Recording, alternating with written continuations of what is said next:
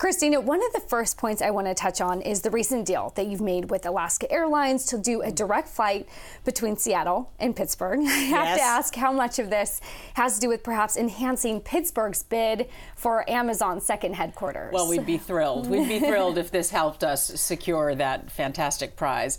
But that's not why Alaska made the announcement. It has been long a priority of ours to reestablish the nonstop connection between Pittsburgh and Seattle. We had it up until 2007, so it's been a long time. And Alaska could see that it's a good market, as a whole lot of other carriers have seen over the last couple of years by coming into Pittsburgh for the first time. So we're happy about that.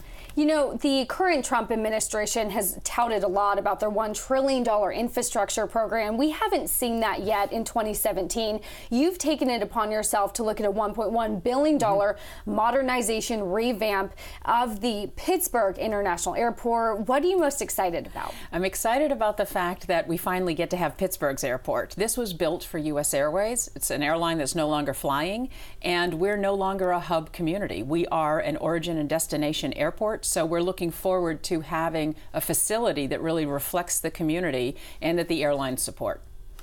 I want to get to technology. The Pittsburgh Airport has been partnering with local tech communities in their companies. You're also in a partnership with the TSA to look at the first program where non-flyers can go through security. I believe it's the first since 9/11.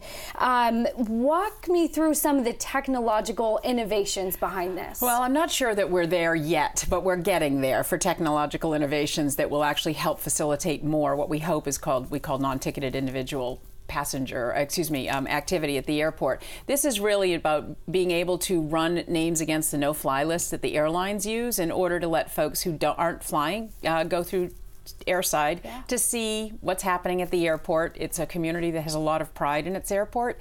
And during the day of the weekdays, there's a big dip in our activity. So we're letting folks through. And as we go forward with our strategic plan, as well as an IT strategic plan, we're looking forward to introducing a lot more new technology that will allow for passenger processing times to be increased and improved. Now, the TSA started this with you in September, and you're, I guess, doing it indefinitely until the TSA says no. We are hoping that this can continue. As long as we've got dips in our activity, then it's going to make sense. Actually, it would be really fantastic if we weren't able to do it, right? That would mean we were busy all day. Yeah. But right now, our big push is out in the morning and then late afternoon. So in the middle of the day, we've got wait times of less than 5 minutes. I also want to talk about Pittsburgh. So much of what I know about Pittsburgh has been a declining steel town. What role does the airport play in sort of turning around the image of the city and making it someplace where visitors want to come and fly through the airport to get to a vibrant city? I think that's a great question, and it's something we focus on a lot. And bringing in a whole lot of new airlines like Spirit, Frontier, Allegiant, Alaska, OneJet, Southern. We have a whole lot of new partners that are bringing people into Pittsburgh for the first time. The airport was not keeping up with the renaissance of the city.